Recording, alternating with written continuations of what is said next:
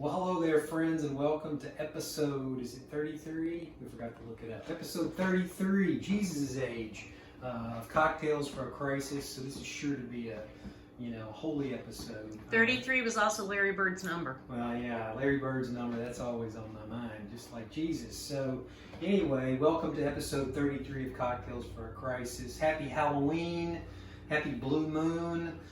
It's all kinds of craziness going on right now. Just not on this day, but in this whole life. There's Vita. Hi, Vita.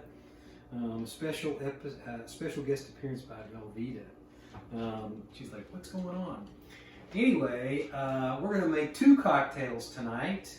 One of them is going to be have a really odd ingredient that maybe you've seen before, Blue Curaçao. And we're going to make the Blue Moon over Kentucky. That's right, the Blue Moon over Kentucky. We'll make that one first, and then we're going to make the Great Punkin. That's P-U-N-K-I-N, Punkin. So first we'll start out with the Blue Moon over Kentucky. So Curacao is blue. It's got an orange flavor to it. This is the brand Bartender's Trust, the coupe. This was the only one they had at the store, so that's what we're going to use. And you're going to see why it's the Blue Moon over Kentucky here, because we're going to use bourbon. For this one, because it's going to have lemon juice, we're going to use the cocktail shaker. We're going to build it in here, and we'll build it dry, they say, without the ice first, and kind of mix it around, and then we'll add some ice in there, chill it. So we're going to start out with, let's see, I think I said, I've got to start with the bourbon because it's the Blue Moon over Kentucky. I got that right. So we're going to put in an ounce of bourbon. We're going to use Benchmark. It's a little bit lower on the shelf since we're going to pollute it with the Blue Curaçao. So 1 ounce there. And then we're going to use a healthy ounce of the Blue Curaçao to give it some color. Go. And then we're going to put a shake of orange bitters in here, just because I do that a lot. There we go. And then we're going to put about a teaspoon. I put too much in this one we made in the lab a minute ago, so a scant bar spoonful, we'll say, lemon juice. There you go. Much better than I did last time. We'll just kind of shake it around there like that. And then we'll add some ice to our cocktail shaker like that to get it nice and cold. And then, when you do the cocktail shaker, you only have to shake it for about 10 seconds. Like that. We're going to put it in a coupe glass. I read somewhere that there's an association of Kentucky with the coupe glass. I think there's some kind of Kentucky Derby drink or something that they make in a coupe class, but we didn't have time to look it up. So if you want to put that in the comments, it'd be good to know. So watch this. Look at that. It's blue. Which is no surprise because of the Curacao. And then we're going to put a little lemon peel in there. I added that earlier, and that made it a little bit better. It made it prettier. Do like a pretty drink. Express that over it. Give it a little twisty there. Bloop. Drop that in there. Take a look. You can see what it looks like from the top. It's nice. It's kind of Halloween-y looking there. Blue Moon over Kentucky. So let's see.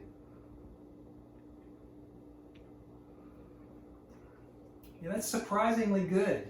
When you see that color, you're like, not so sure, but it's surprisingly good. So here's the Kentucky. All right, so we got that one. Now the other one we're going to make is kind of a harder one for you to make because you probably aren't going to be able to find one of the main ingredients. Corsair Distillery, which used to be down in downtown Bowling Green, it's now down in Nashville. They experimented a lot years ago with different flavors like quinoa, and pumpkin is one that they did. And they created this old punk stuff. So I've been trying to figure out something to make with this old punk because I can't drink it on its own. It's a little bit too much pumpkin. So we're going to make the Great Punkin, and then I'll talk a little bit about pumpkins and how pumpkins are pretty important to me and my brothers in particular. I'll try not to get choked up. But you know, it happens. So we're going to put 1.5 ounces of the Old Punk in here. Is that right? Is that what I just said? Yeah, 1.5 ounces of Old Punk.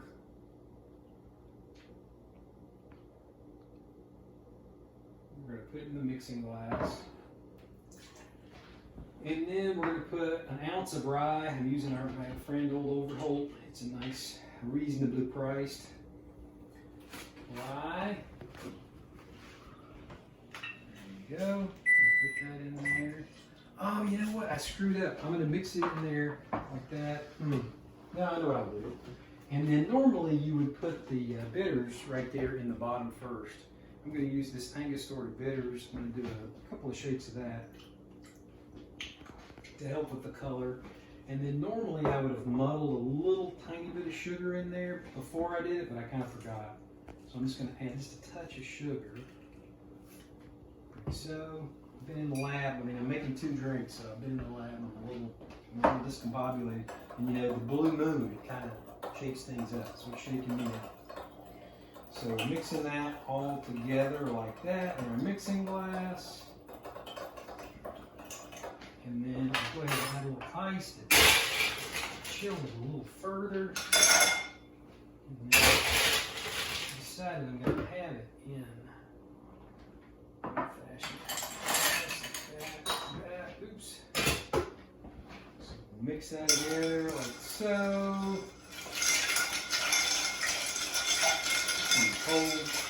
You know, when you mix it in the mixing glass, one of the reasons you do that is to not just chill it, but to get a little water in there to kind of lighten it up. But when you see this color, you're going to be like, wow. And the Angostura bitters is what helps give it this kind of nice orangey color. Look at that. I mean, that looks like a Great Punkin to me. And then we're going to add a little ginger beer. We decided ginger beer would spice it up a little bit more, give it a little tiny bit of sweet. That, and because you know you can't get enough orange, we'll put a little orange peel in there too. Unfortunately, this is kind of old orange, so it's not as pretty as I would like, but it's pretty enough. Just press that in there like so.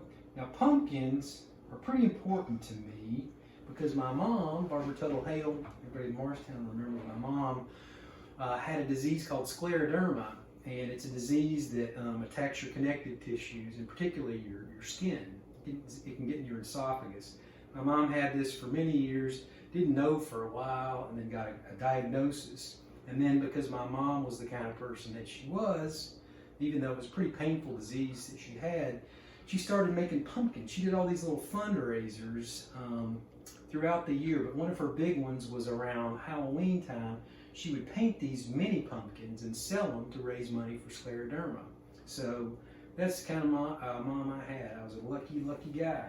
And so the Great Punkin, we're going to toast Barbara Tuttle Hale tonight and all her great work raising money for Scleroderma.